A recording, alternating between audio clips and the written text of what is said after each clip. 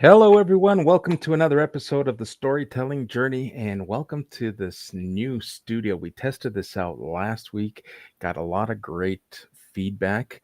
And for those who know me, I love testing things out, and when something gets resounding feedback, I tend to stick to it. So, want to welcome everyone who's joining us on Team Live. We have a great guest lined up for today's conversation, and as always, a great co-host who accompanies me and keeps me in check. So, Jay, how are you? Well, like we were talking about before we went live, it's hot. It's really hot. So, and I work at a nature center. Uh, that's my day gig, and really, it's in Georgia, so Southwest Georgia. So I'm feeling it, and along with the heat in Southwest Georgia, you get gnats, and oh my gosh, so it's been fun. No, thank you. I can do without the gnats. Right. Well, for those of you who are looking and watching the monitor, to my right or to the right, our guest LaChelle Adkins. LaChelle, welcome to the show. How you doing? I'm doing well. Glad to be here. Always love your shows. It we have some great dialogue, so I'm excited for today's conversation. Fantastic, and we're equally excited to have you here. For those who don't know or are not following LaChelle, you're probably going to want to do this at some point throughout the show or at the end of the show. LaChelle, you're known as America's Supermom. Juggling marriage, ministry, a career, and most importantly, 15 children. With no further ado, why don't we jump into that as part of your story? You know, tell us a little bit about the story behind the title, America's Supermom. How did Yeah. your journey begin? Well, yeah, I was listening to you say I juggle them. I think they juggle me. Okay. So that's the thing with 15 children, and we still have 11 that are at home. Their ages are 35 through 11. There's no twins, all single births, and they're like 18 to 20 months apart. We have 9 girls and 6 boys. So I like to get that out of the way because people have so many questions. And I physically had 13 of the 15. Two of them are my stepchildren. But the name America's Supermom is something that my first coach, business coach, helped me to coin when I first got into coaching after my own journey of 13 years of depression and 3 hospitalizations. So I became passionate about helping other women deal with stress and burnout and overwhelm. And so I actually connected with a coach here on LinkedIn. That's how I got started on my journey. So originally, she had me give her all of my digital assets, different things that I had been a part of, whether it was news broadcasts or certain interviews. And one of the interviews was Supermom. That was the title of the story. And so she just said, that's just such a generic term. Why don't we, niche it down, so to speak? So that's how we came up with America's Supermom. And I believe it's a name that's I'm growing into because it has really helped me to redefine my own American dream because I was during those years of depression, I felt like I couldn't be in business and be a mom. I had to choose between the two. And so now I feel like I'm redefining that as America's Supermom. So that's a little bit about the name.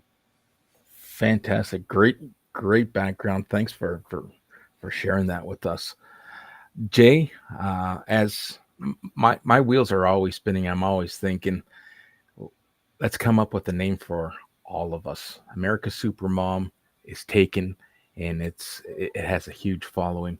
How about Jay, the Guam phenomenon? Well, I like it, um, but I think there are a lot of much more important phenomenons from Guam. Um, but I think, man, I think I like the storytelling strategist. It started a couple of years ago and it stuck, and I think I'm going to still stick with that. But I don't know. I maybe maybe I got to put in the avenging storytelling strategist or something. Well, I'm glad we're having fun with this. And at the end of the day, these shows are really about not only sharing the story, but being able to come be our authentic selves and share things that have helped us um, help others to to realize, hey, this isn't that bad. And Lachelle, you openly speak about your battle with depression and how you were hospitalized 3 times as a result of it.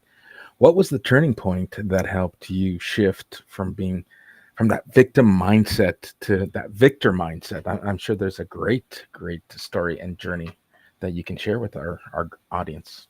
Absolutely. I think, the first thing is awareness because, depression, my definition was somebody who stays in the bed, doesn't want to get up and do anything. And so the fact that I was juggling so many responsibilities, with my kids, with my husband, we had things with our church. It just wasn't on my radar. I was really to the point of exhaustion and overwhelm and burnout and all these different things. And so that's really what makes me passionate about sharing my journey because, there is no one size fits all definition for depression. It shows up differently with different people. But the turning point was when I got home from the hospital after my last hospitalization. I realized that I was the common denominator in each of these hospitalizations. So, as much as I was blaming my husband or kids or circumstances, it was at that point that I had to take accountability for my decisions or, speaking up or lack of speaking up, whatever the case was. And I had to forgive myself because I had put so much pressure on myself that I realized that, this was definitely not the pattern that I wanted to continue to maintain. So that really did it for me, realizing that, I had to take accountability and responsibility for my situation in my part of it. That's fantastic. Thank you so much for sharing this. And I also want to take a moment to thank those who are joining us live. If you have questions that you'd like to ask Lachelle or Jay, feel free drop them in the chat. We'd be happy to have you part of the conversation, answer questions. But Jay, I'm going to bring this in. I'm an islander myself, born in the Azores Islands, and there's certain stigmas that perhaps Lachelle and yourself can talk about. I'm going to look at this from 2 different lenses. The lens from small world thinking, and depression is a world, big world problem. Like shake it off. And then there's that whole masculinity behind. It's like you're a man. There's no time. There's no space. There's no room for for, for depression. Stop being lazy. Get out of bed. And we used to shrug this off or encourage people to shrug this off, but professionals like yourself have brought this to the forefront and are helping us realize, hey, this is a mindset that we either need to embrace and help ourselves get out of. And it's not as simple as just telling someone just shake it off, is it? I didn't know if, I could speak Yeah, go ahead. Go ahead. for hours, okay? Definitely, my background, I got my degree in marketing and I was an only child and I was raised as a high achiever. By that, all of my academic career was based on, um, you know, honor roll, honor classes, and gifted classes. So for me, um, that definitely is not the space where we would tolerate any kind of depression or, um, burnout and things of that nature, even though that's what you end up doing to yourself. So, for me, I think it's also important to realize that, we just haven't had the teaching behind learning how to navigate through the ups and downs of life, just point blank. There's a compartmentalization that we're taught. Hey, you're at work, whatever happens before you get to work, leave it at the door, that type of thing. And um, it just really is a recipe for disaster on so many levels. And my main reason for speaking out is because I believe that I was programmed to um, have a fear of collaborating. I didn't want people to take my credit for any ideas I had. Coming from a business background, always looking over your shoulder for your next competitor. And all these things just really bred a scarcity mindset.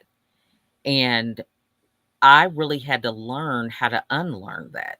I had to learn how to uh, see that it's okay to ask for help. You can work with people that are even in your same industry, because when you begin to flip that to an abundance mindset, I realized that I can't coach all the people in the world. It's just not possible, even if I wanted to. So when you begin to see the bigger picture, you have no problem collaborating, sharing ideas, sharing opportunities that you can't do, because you realize that um, there are so many people out there that need to be served, and it's not all on your shoulders. Excellent. Jay, anything that I had mentioned or that LaChelle is sharing resonate with you, your background? Because I know personally, I was raised to, hey, bottle that stuff, check it at the door, like LaChelle mentioned.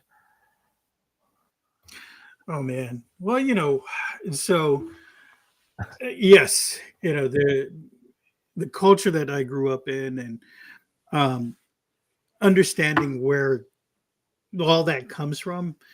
Yeah, there's definitely that bit of machismo, right? Especially being a guy, and it's like, don't cry, you know, don't show your emotions in front of the kids, things like that, right? These are the things that culturally some of us are just used to. Um, and but I want to say though that the thing that helped me through my depression, and some of the things that happened to me, I got my start in LinkedIn because I shared my story of surviving a tornado. And I've said this before, if an insurance company saw how many disasters I've been in, they probably won't want to insure me going forward. But um, the one thing that would be a deterrence to my growth and to move forward through adversity, right, would also be the thing that helped propel me. And let me explain why. I talked about how culture can shape us and mold us to just not accept what's going on, and to push through, and don't accept that you've just been through a traumatic event, or that you are experiencing depression. But that same tenacity and survival that your ancestors experienced, that one thing can help you in another way, right? They can be the example for you, so that you can see that, hey, they've gone through it before in the past. The difference is we now know that emotions are important. They're important in our development as people and in our ability to survive those traumatic events and or events that impact your mental health. And so all of these things come together, and it and I'm I hate to be the guy that goes, "Hey, it's storytelling." And really it is. It's the story that, and I've said this before on many other programs, the story that you tell others, that's truly important, especially if you're like me who, I'm a cultural storyteller. But the story you tell yourself is just as important, especially with dealing with your mental health. So I just wanted to bring that to the conversation. Oh, great reminder. That whole mental health piece.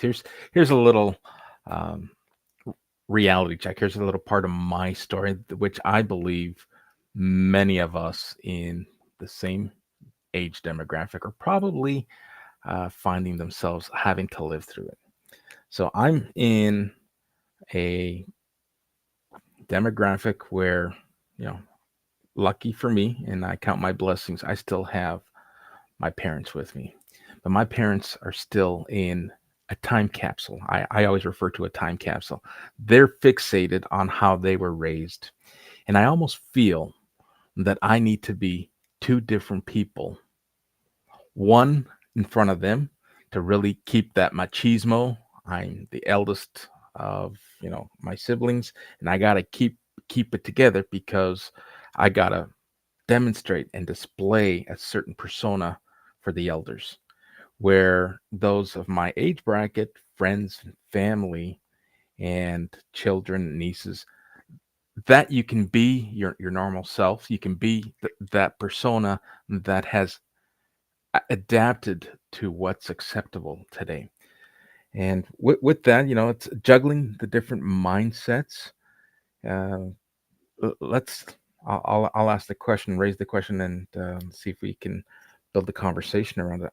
Are there habits that either of you or routines that help you maintain, in LaChelle's case, maintain that superpower, or any advice for someone similar to where I find myself needing to juggle the different mindsets? What can you share for those of us? Yeah, I love that question or thought because that was a lot of my life. Juggling between, being an officer's wife, um, a pastor's wife, a mother of a lot of children, and that was part of my depression, was feeling like I had to be the perfect model in each of those scenarios. And it wasn't until I realized that I was enough just the way I was, that I could now take that mask off and just be the same person wherever I show up. And for me, I do have a lot. When my mother is still living, and there is that mentality that comes through a lot with some of the comments that she makes, or just her belief about certain things. But we have an open dialogue about it, and it really has been, my children have helped be a bridge to that, because one, my mother just kind of, she feels, I can't say how she feels, but she only had one child and I had 15. So there's that period where some of the things that she may even say to me, it just doesn't apply when you only have one child. You can't have that type of tunnel vision. So there's a difference with even some of the values or beliefs when it comes to having, all different ages of children, and, them having different personalities.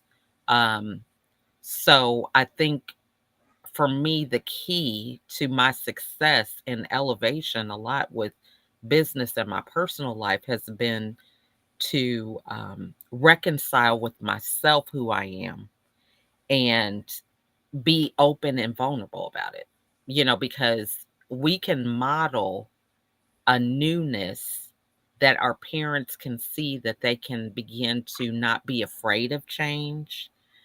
They can embrace and learn how to do things. My mom texts and she sends pictures and video clips through text, and she's on the computer, on some social media platforms. And I think we have to somewhat be a guide for that and teaching them how to transition, because I feel like I've never been taught that.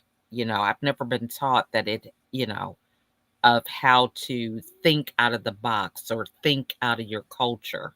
That wasn't how I was raised. I was raised to conform, to follow this rubric for this is what you're going to do to get an A, without thinking, you just follow.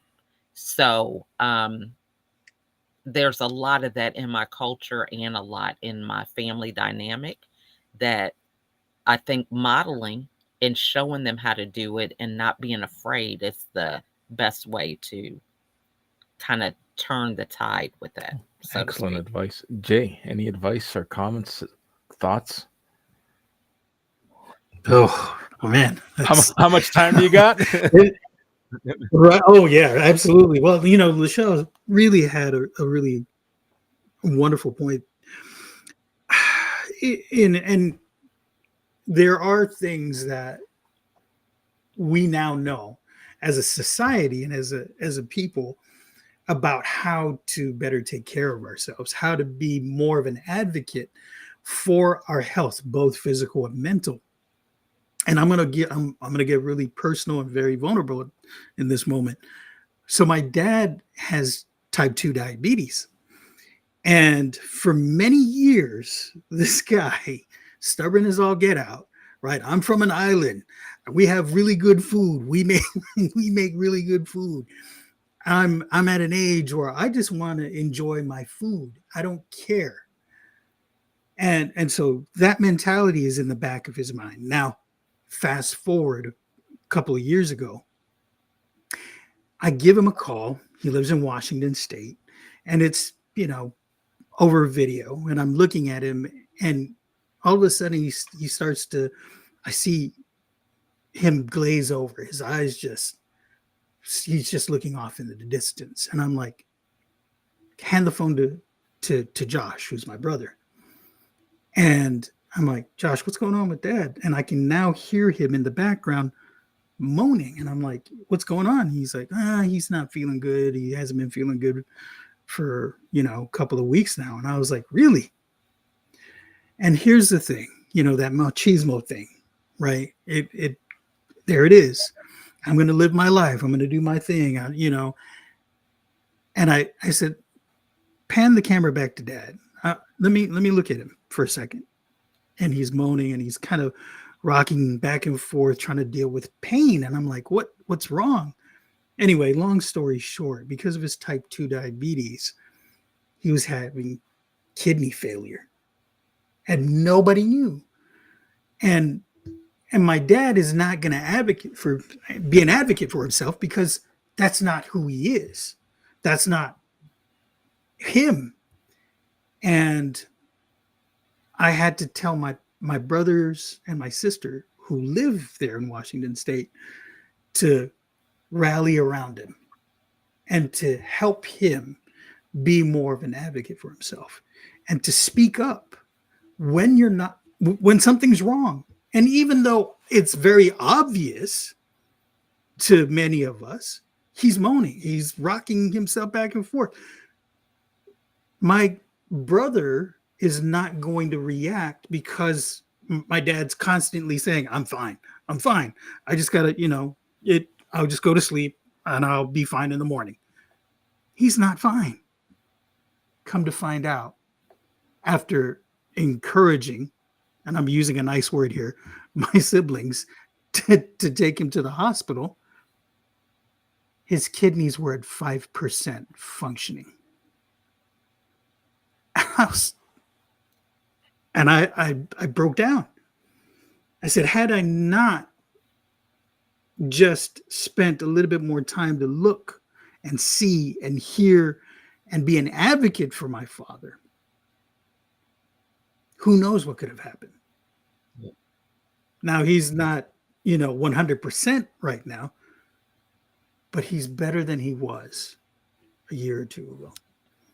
And so these are the cultural things that we can get around because of what we know now as a society and how we can better advocate for ourselves.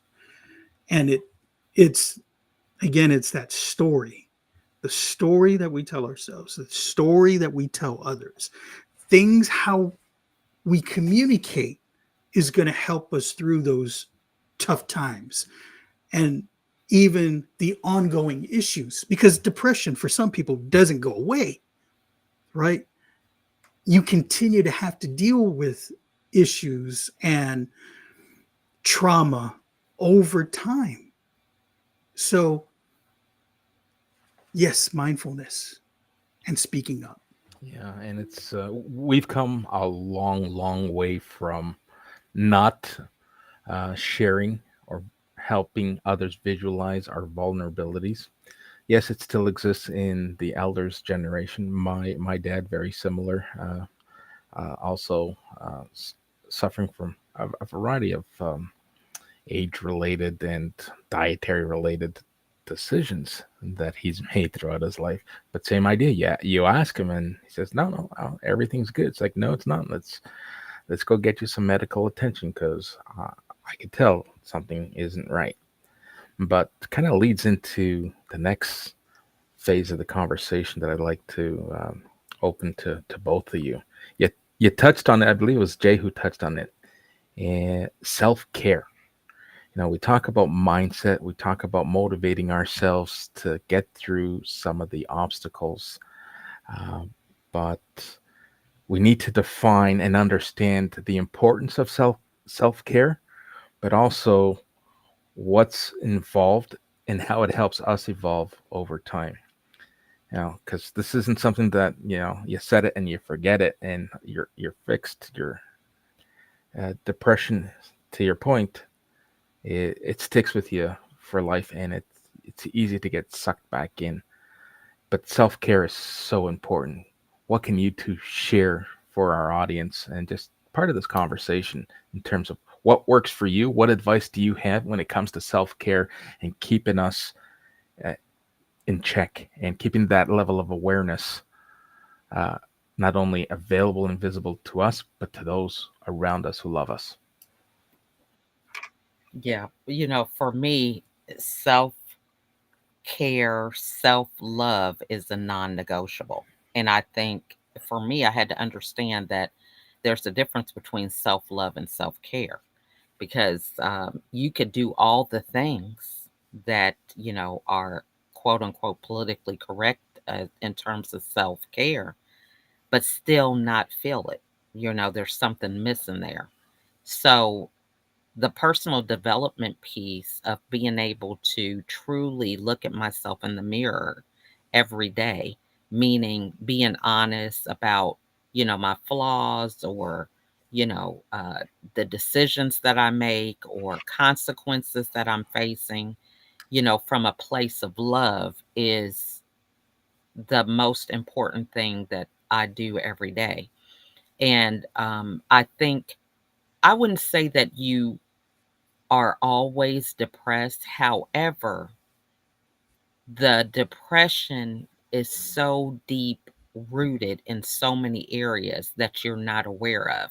And so those triggers or subconscious thinking is always present. And so we have to be intentional about what we tell ourselves and the environments that we're in, you know, um, how much exercise we get, all these things can support us getting strong enough to overcome a lot of those subliminal things or, to filter them, so to speak, but if you're not intentional about it, it's easy for those old patterns and routines to just take root.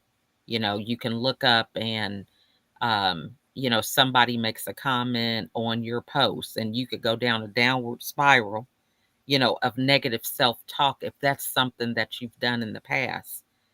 So you have to have certain boundaries, guardrails for yourself, because nobody can do that for you. So that's the thing that you have to be proactive about. um I know for me, I'm in a lot of collaborations, and they continue to grow on a daily basis. But if there is any kind of negative energy to where, I begin to um, take some of that energy in other areas, whether it's other businesses, it's on my mind, in the back of my mind. For me, I have to cut it off quick. So that's when the warning signs come about something not being in alignment with me. Before I used to try to be like, oh, well, maybe they were just having a bad day or certain things. When I get a warning sign now, because of my own history, I cut it off quick. That's just a non-negotiable for me, because um, our behavior is a product of what we're thinking and sometimes what we believe, right? And so if it shows up in behavior that something's not in alignment, I don't ask questions. I just quickly disconnect and move to another area that might better serve me, or where I could better serve someone else. Yeah, that's fascinating. People ask me, how do you do it? I try to the best of my ability, like, to separate uh, any scenario, any situation. If I know and I understand I cannot influence change, then I remove Mhm, myself from it. And I try to shrug things off. And people ask me, how do you not let that bother you? It's like, because I can't do anything to change it. I need to, it's back to that mhm, whole combining self care and self love and awareness. Like, stopping myself from getting immersed or involved in a scenario that will only drag me either into it, or whatever it might be. If I can't control it positively, I am not going to let others or the situation suck me in, because I know it'll take a toll on my mental acuity, my mental wellness, right? mhm, And mhm, it's some people, they'll go as far as saying, "Wow, you're pretty cold." Like, well, I don't know if it's being cold, or you know, each person will define what they see and what they observe in others, and define it as they see. But I I want to say it's an art, because I'm not afraid to put my hand up and mhm, now seek help and seek support, but I'm also not afraid to turn my back on something that I know will bring me zero mhm, value. I'm not going to let something rent space in my head that I know I can't influence or change. mhm. And I totally agree with that. And I look at it as just recognizing that it's something that doesn't fit, just like a pair of jeans, right?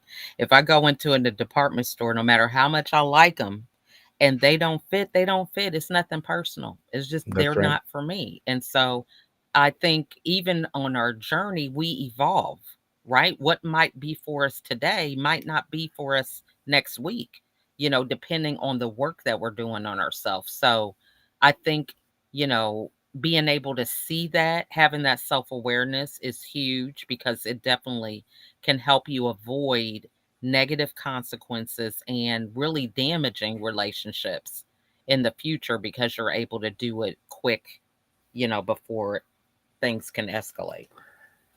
Jay, sorry, you've been sitting there waiting. It's all good. It's all good. I mean, I think I'm like Kenny at this point. I'm just savoring the flavor, right? As he likes to say.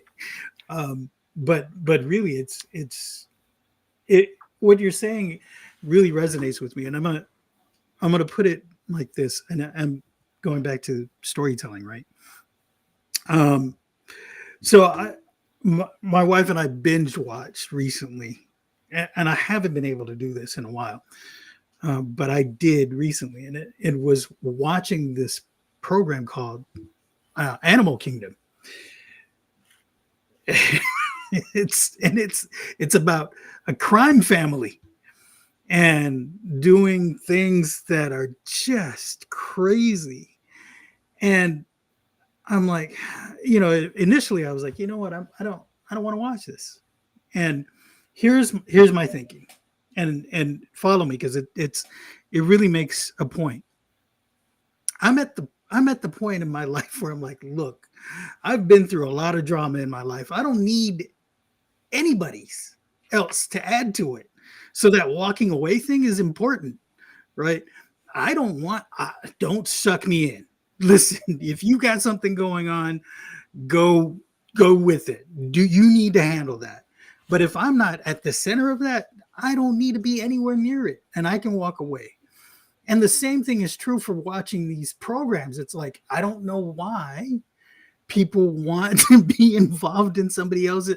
And I would tell that to my wife, like, look, this is drama. I would prefer to watch a comedy. I would prefer to watch, a YouTube short or a documentary or things like that. She's like, I hate documentaries. It's so boring. Right. But for me, that's my me time. Man, I don't want to watch anybody else's drama. Right. And some people will say, oh, well, it just makes me feel normal when I can see somebody else who's got this drama going on that's above and beyond what I'm experiencing.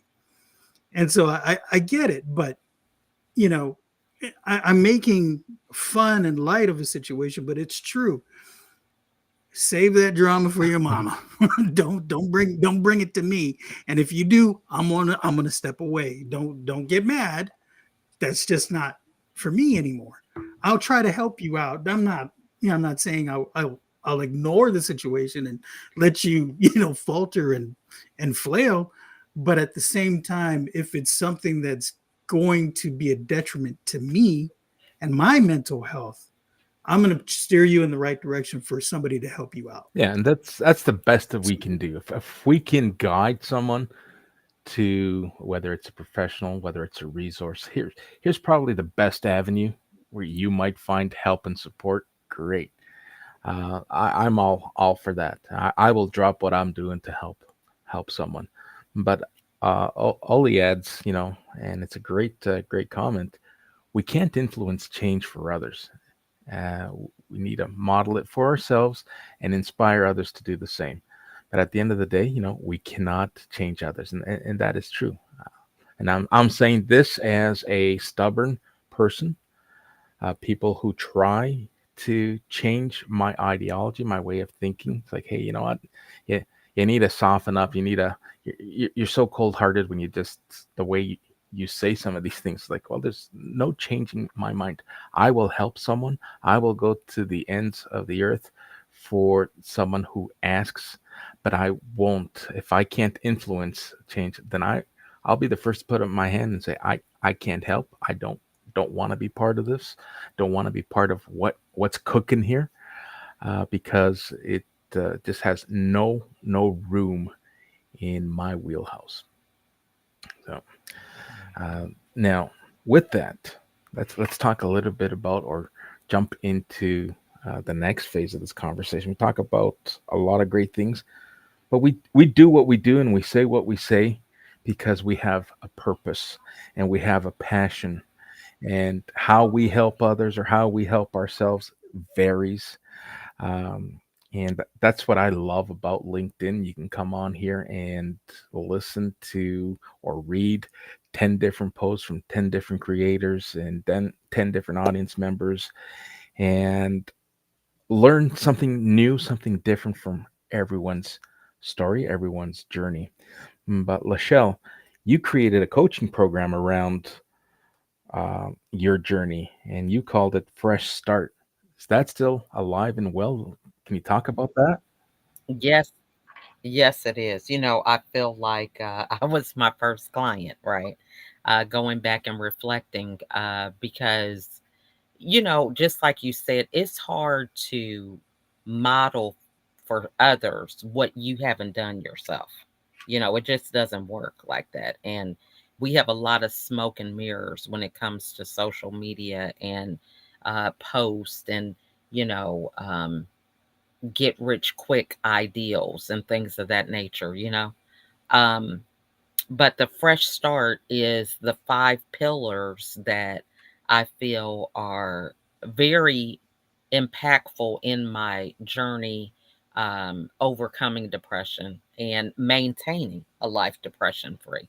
You know, there were points that I was on medication, and now, you know, based on God's blessings, I have no medication that I take. And, you know, but it's me doing my own therapy on a daily basis. So the components of the fresh start are using fear as fuel. So for me, when I got home from the hospital that third time, realizing that it was a pattern. And if I didn't do something different, that pattern was going to keep repeating itself. And so I use that as fuel to help me to take the steps necessary to change my story. And then the second part is reframing your story. So the first and second times that I was hospitalized, I just had this epiphany of, oh my gosh, I'm home. Everything is great. This is a new beginning. And I never even wanted to talk about my journey. I wanted to lock it up in a box and pretend it didn't happen and just go on as this new person.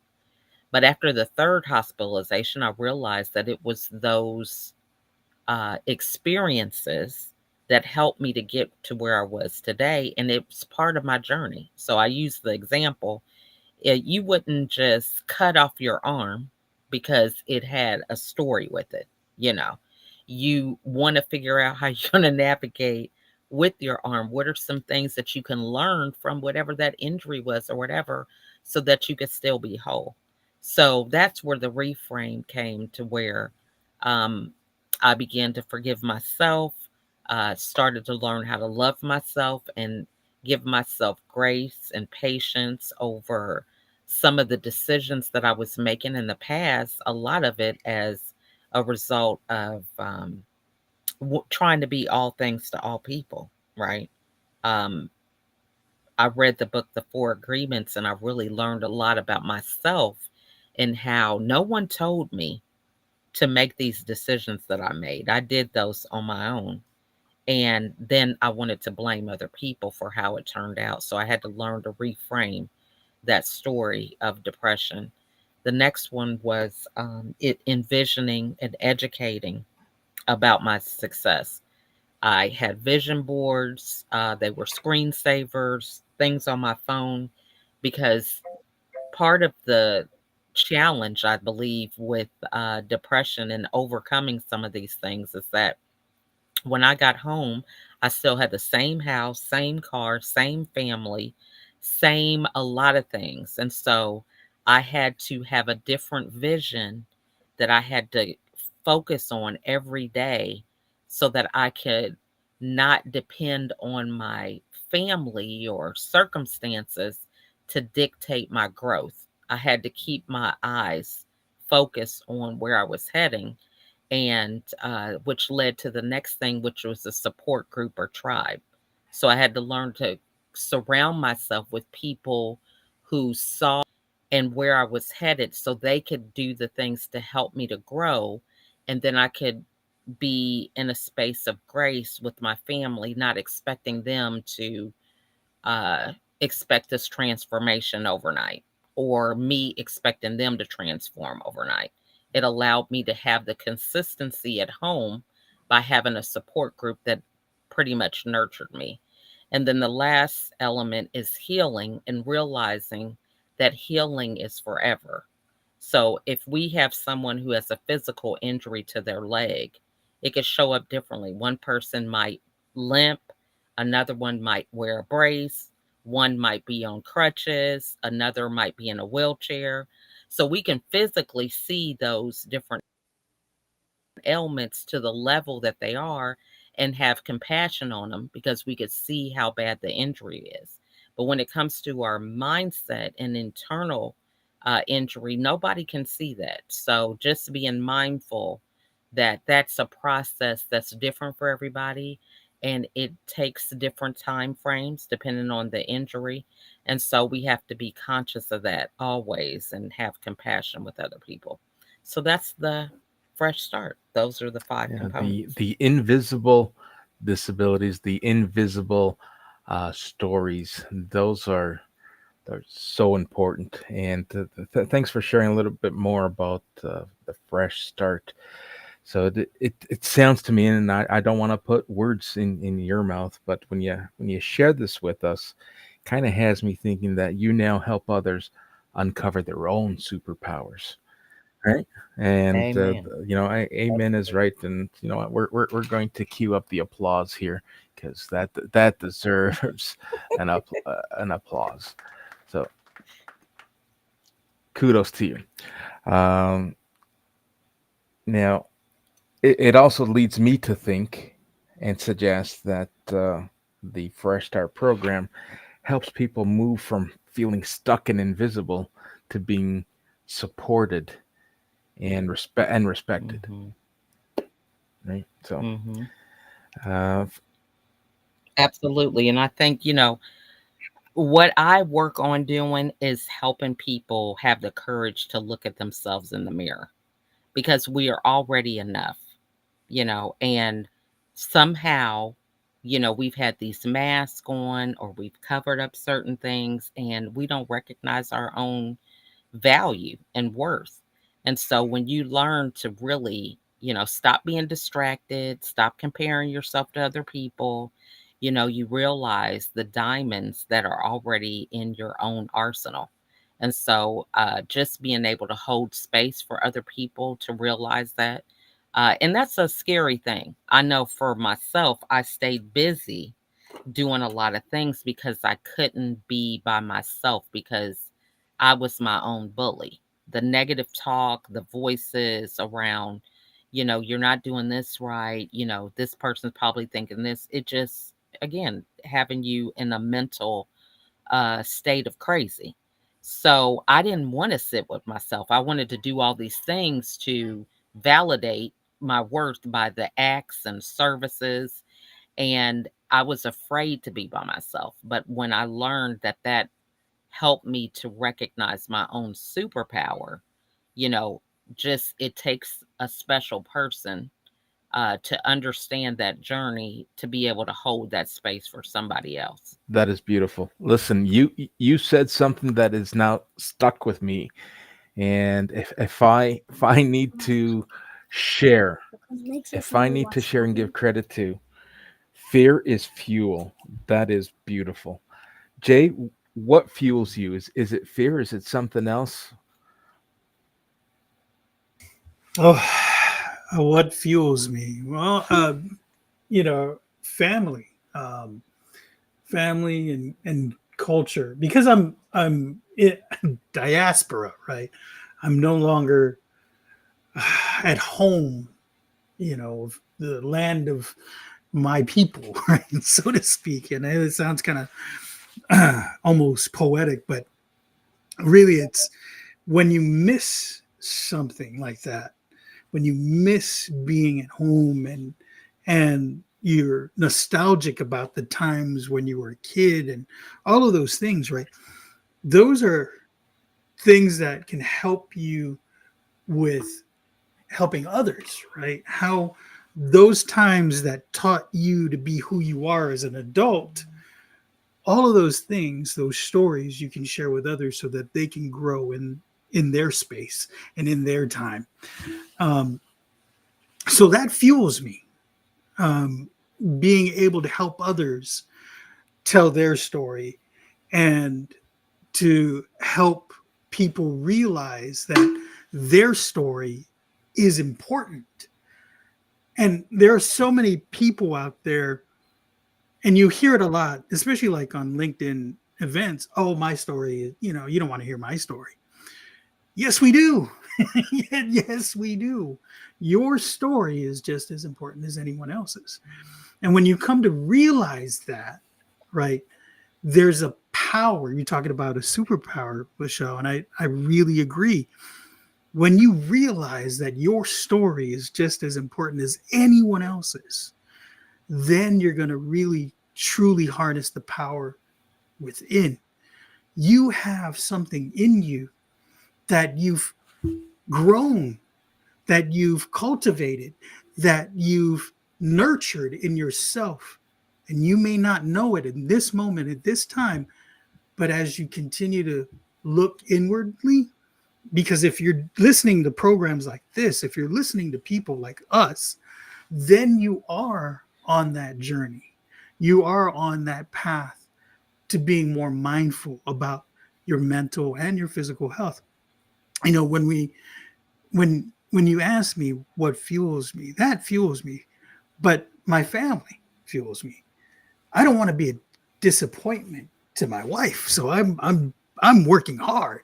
I don't I want to leave a better legacy for my children.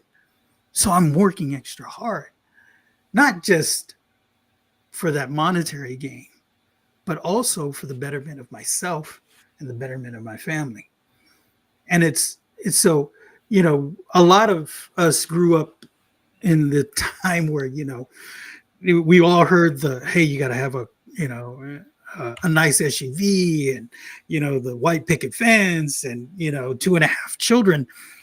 I don't know how we get the half, but you know, that's the thing, right? That's the American dream. Um, and so these are the things that we grew up on. But at the end of the day, you know, it's so cliche, but we hear it multiple times, especially on LinkedIn. You know, at the end of the day, when your life is at the end, you're going to look back and are you going to say, oh, I wish I had more time at work? I wish I could, you know, have gotten more money.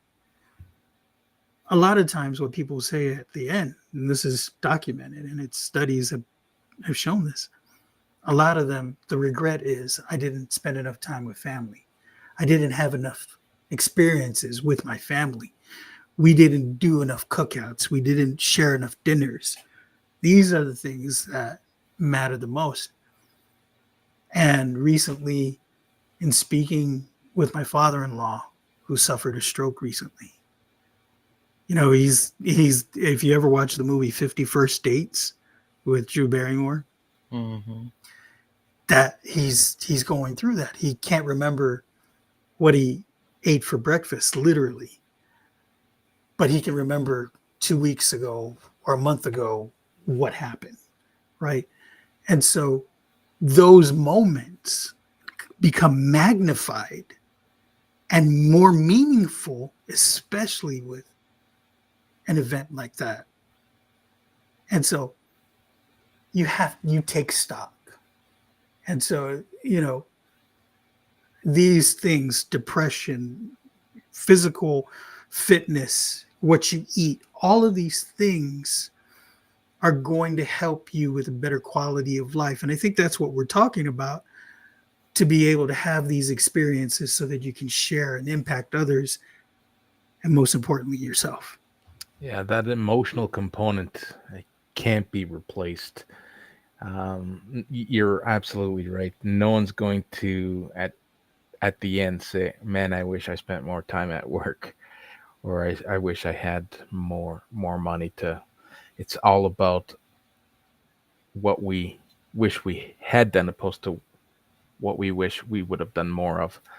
And fear is fuel, and for you, it's family. And let me tell you, not to overshadow depression, but there's so many other topics that fuel us. And this is a fantastic conversation. I can't thank both of you enough for sharing your stories and part of your narratives with the audience and with myself. Now, when it comes to those who are struggling in getting their stories out, no matter how much they manifest, hey, I want to be able to do what LaChelle is doing or what Jay is sharing. Um, what advice would you provide for people who want to share their story but are afraid to because of, stigma or not wanting to expose their vulnerabilities? whether it's online or in person, what advice would you share? Well, the first thing I would say is to speak from your scars rather than your wounds.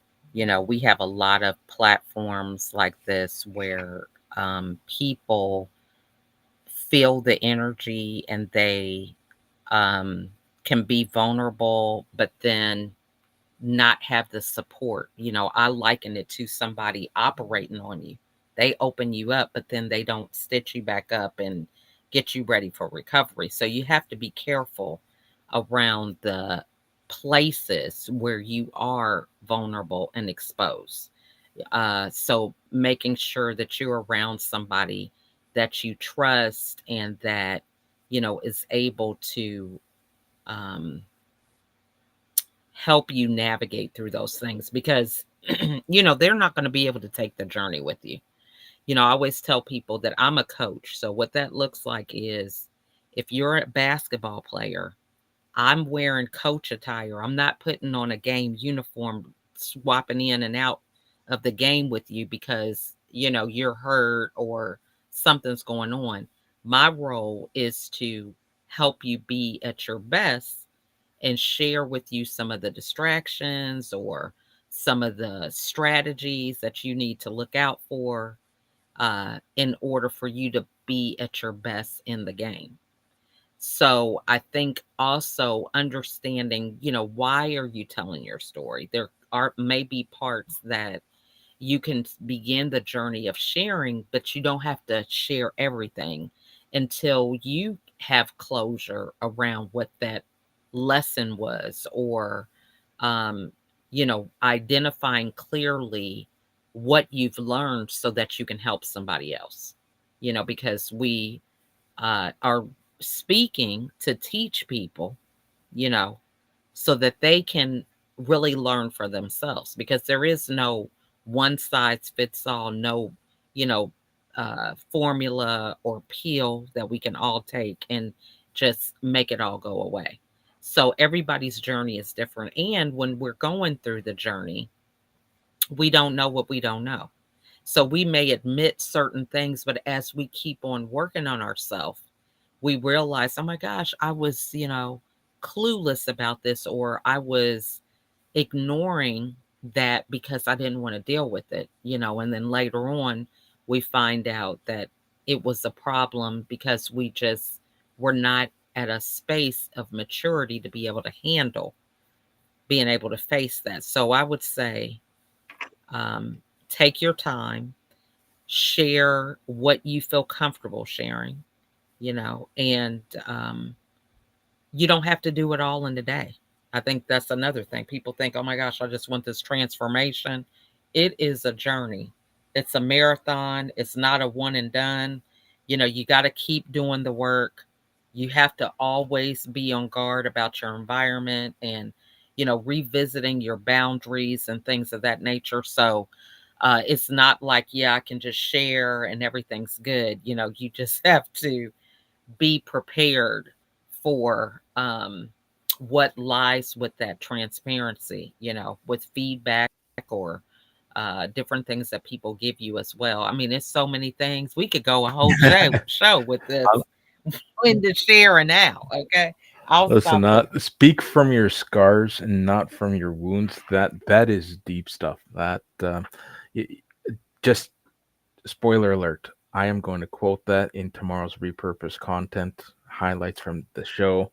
Uh, I love what you're sharing with us, Jay. You have a 12-step storytelling uh, book that shares the advice, but why don't you share a little tidbit of advice? Yeah, absolutely. So the rules of engagement in storytelling. I mean, it's about any type of storytelling. Really, it's about communication. And one of the things to consider, the very first thing, really, is who is your audience. Now, sometimes for people, especially those who have gone through depression or any traumatic experience, like surviving a tornado. Um, the audience is themselves, right? Sometimes it's catharsis, right? It's being able to share that experience so that it can help others. And so, if that's where it's coming from, then it's going to be an inward journey. And now you may not have the scars yet, right? You may still be in that scabbing mode, but sometimes the the sharing of your story can be helpful in that way. But you do have to be very careful with that. You have to be guided by someone who's been there, who's experienced it. Sometimes you may need to have a professional in the field to be able to help you with that. But it's definitely something that can be beneficial to you. And for me, the when sharing my story of surviving the tornado was a deeper purpose, not just to kind of be braggadocious, right? I whooped a tornado, you know. No, that's not it. It's it was looking at the responses from people and the inspiration that they gleaned off of my story to be able to help them through their perils or their issues or their struggles. And so those things help to really actually help me grow into my purpose of being that storytelling strategist, helping others share their story. And so I think everything, uh, you know, we're talking about mental health. We've talked about physical health. We talked about all these issues, and I keep harping on storytelling. And it's really, when I say storytelling, people, you have to understand it's about communicating, and communicating as an advocate for yourself, communicating with others about how to help them, just being a better human, right? These are the things that are what I gained from the conversation that we had today. And, LaChelle, I've listened in on a lot of her live events in the past. She still is an inspiration to me and to a lot of others. And so, I mean, it's not, I, as soon as she said what she said about the scars, I was like, oh my gosh. And this is why she is a super mom, right? These things that have shaped her are helping to shape others. And I think it's something that we should encourage in others as well. Thank you both. Listen, I keep getting asked when I bring people on, how long is your shows? And I tell them an hour. It's like, wow, you can actually keep a show going for an hour. We've just passed the hour, and I'm sure we can fill another hour. But I always like to be mindful and respectful of those who are listening. So I'm going to cap it off. I do have one last question, because we've had so much infinite wisdom shared. We spoke about legacy, and we spoke about a whole bunch of other subject matters. Uh, but now let's put a leadership cap on, and cap the conversation with, you know, taking what we know today. If you can go back and speak to a younger version of yourself who was struggling, and sometimes, struggling in silence, what would you say to that person? You know, I would ask them to question what they're thinking, to validate it. Because, for me, it wasn't what other people were saying to me. I was getting a lot of accolades and, oh my gosh, you're so organized, your kids are well behaved, all these things. And my voice was louder than anybody else's. So I would challenge them to really question what they're thinking and to write it down. When I began to write, and observe some of the things that I was thinking, you could look at it on paper and say, now this is crazy. This doesn't even make sense. So, a real example is, my to do list. Now, I went from being an only child, only responsible for myself. So, of course, there's so many things that I could accomplish in a day being an only child. It just seemed like I had all the time in the world. Fast forward to having children, I still had that same mindset and still had that same belief that, I'm the same person. I should be able to, take on all these things and be successful. Well, I learned from a productivity specialist the difference between a task and a project. So he said a task is anything that's 15 minutes or less, and anything over 15 minutes is really a project. So when I go back and think about the things that were on my to do list, everything on there was a project. And so I was repeatedly making myself feel like a failure because I was not able to get all these projects done in a day. So I would just, end that day feeling defeated, wake up with this unrealistic expectation that I'm going to be able to get all these things done. And at the end of the day, again, the same roller coaster back and forth. So write down what you're thinking and then challenge it to see if it serves you, if it's really what you believe, and all these other things. The more you begin to know yourself, the better off you're going to be in any relationship, in the things that you're doing, because it's going to have meaning from what you desire. So that's what I would say. Beautiful. Jay. Oh man, from a leadership standpoint, I'm going to go back to the mindfulness part of our conversation earlier. And LaChelle, I'm just going to build off what you were saying. You know, there I was searching for help for getting back on my feet after this tornado. And the lady from the Salvation Army was asking me some questions, and she asked if I had children. I said yes. And in front of her, she had this list of symptoms from children experiencing trauma from a natural disaster. And this is PTSD, right? And the list was long. And she said, well, I'm going to get you some information. I'll be right back. She got up and she left. And I was reading this list upside down. And it said chills unexpectedly, but periodically, um, feelings of dread. I went down the list, and everything that was listed for these children applied to me. And I was stunned. So, in the same sense of really validating where you are in your space, right? Looking at those clues. And this wasn't a clue, this was like, here's a list, right? You have to be open to that. And that's really about what mindfulness is.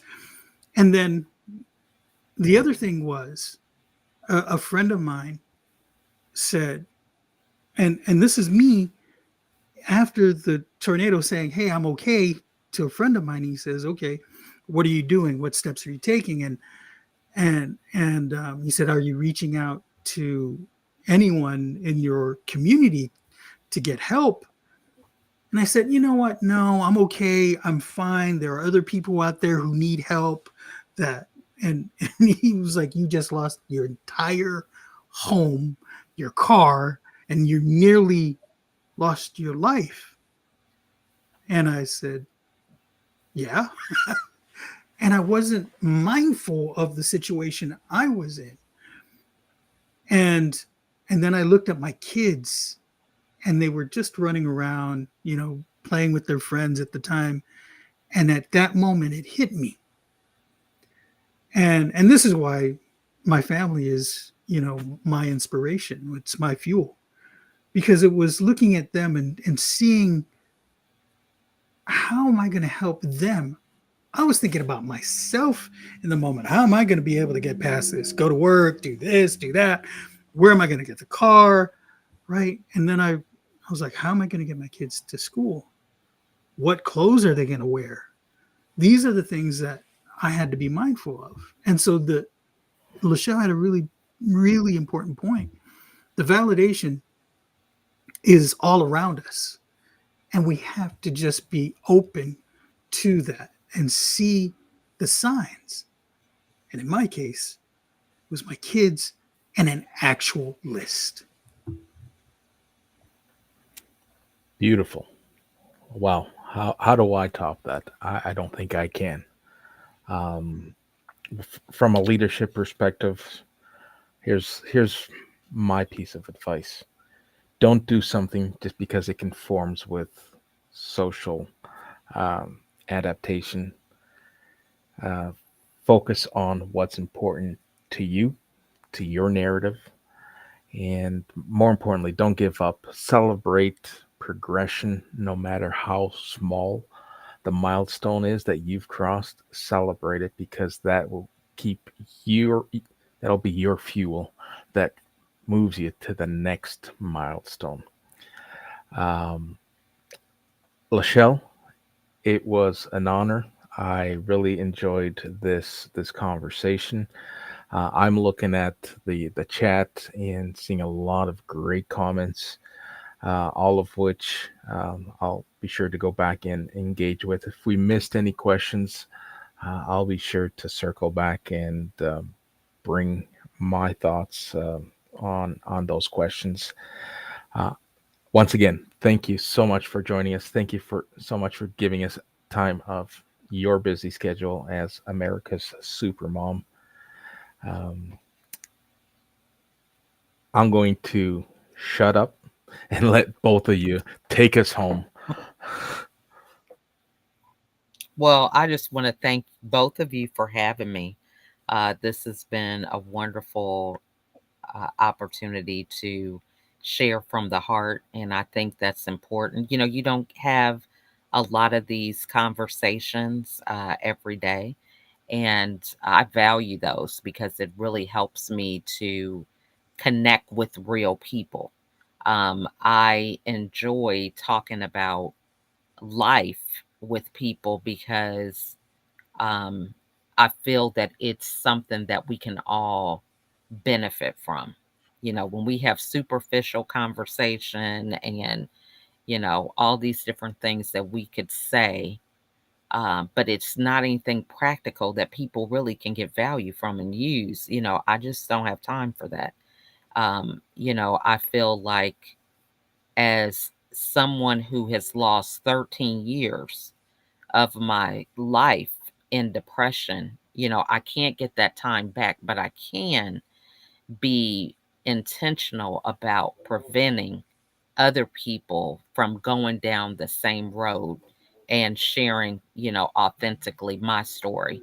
Not to say that we can be responsible for people's decisions, but I think there's an element of us repeating the same um, choices because we haven't been exposed to another alternative. A lot of times, you know, people don't talk about some of the dark times or secrets, or, you know, they just focus on where they're at now. And it's like having a recipe without all the ingredients. And so then when you try to recreate it, it doesn't get the same result because you didn't get all the information. So, I think it's important for us to have meaningful conversation, and I just so appreciate you inviting me to be a guest. So, thank you both for allowing me to be here. Thank you. Jay, bring us home. But So I the thanks actually should be coming from us. It's because of the nuggets of wisdom that you shared, um, and you always bring that to your audience, and it just it exudes motherly love. Seriously, I'm not even joking. It's really what I felt even from the very beginning. I heard one of your events. And always admired you for that.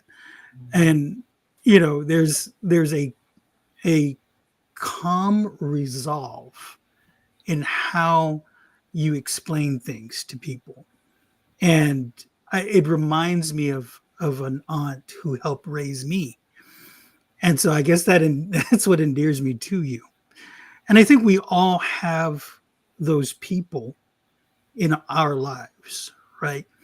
And when you were talking about validation and validating the things that are going on around you, to be mindful of where you are in your space, there are loved ones who tell us every day how great and wonderful human beings we are. But because they're loved ones and we hear it every day, sometimes we just ignore that because it becomes part of the noise. And really, it's those stories and those things that they say that are the most important and the things that we should be listening to help us. And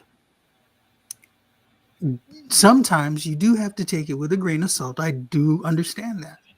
But at the end of the day, these people care and love you. And sometimes they're the only ones who are going to be truthful to you as well. So understand that. And these are the things that can help us through those trying times. Times like the tornado. I had to hear it from a friend of mine. Don't look at it as a handout. Look at it as a hand up. Because sometimes you do need that helping hand. Fantastic. Listen, we still have 11 people listening to us right till the very end. And for those of you, if you enjoyed the conversation and you feel like you want to support us and support this with your community, share this replay with your community and let us know what you took away from it. I would really appreciate that and want to learn what people took away from this.